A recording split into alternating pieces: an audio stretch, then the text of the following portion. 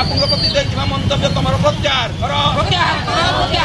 ଯଦି ପ୍ରତ୍ୟାହାର ନ କରିବ ଆଗାମୀ ଦିନରେ जिला महोत्सव बापूंक प्रति अपमानजनक मंतव्य को निंदा कला पछुआवर्ग महासंघ। मुख्यमंत्री सरपंच थिले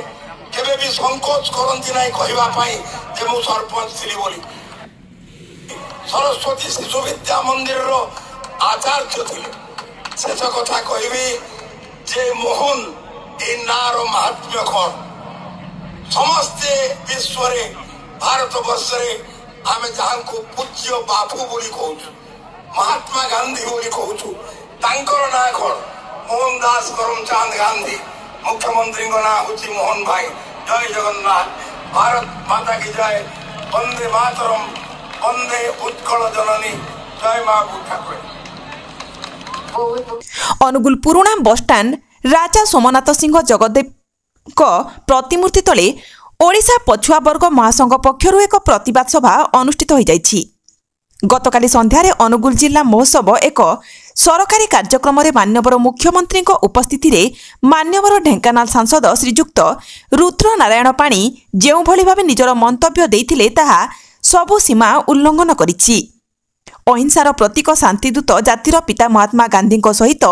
मान्यवर मुख्यमंत्री श्रीजुक्त मोहन माझी तुलना कले यह अत्यंत निंदनीय घृण्य कार्य। एबेर मुख्यमंत्री मोहन चरण माझी दिने ग्राहम स्टेन्स पोड़ीर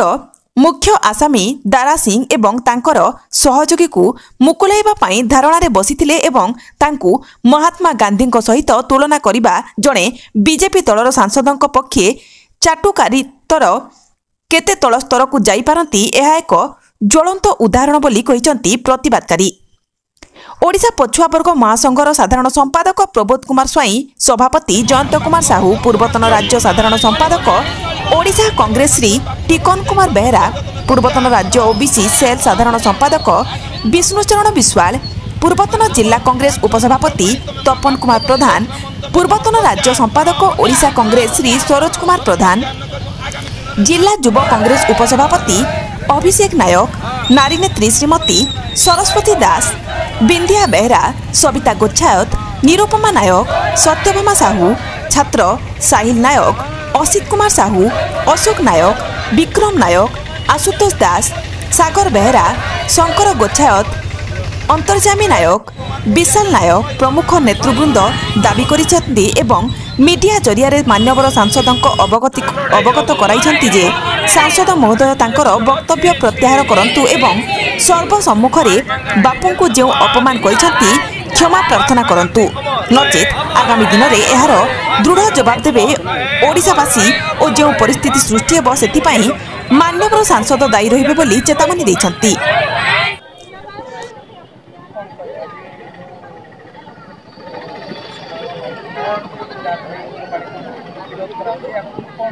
देखु काली अनुगुल महोत्सव आरंभ होइछि एवं एक सरकारी कार्यक्रम रे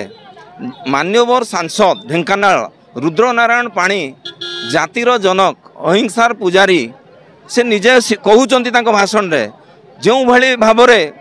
बापू को जने अहिंसार प्रतीक जातिर जनक एवं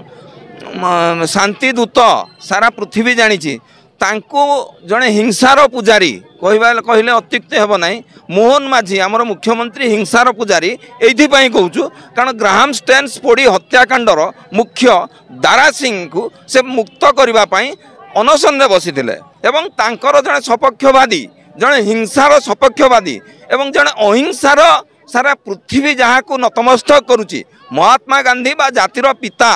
तांको कहा जाउची बा सारा पृथ्वी तांको पई मुंड नउची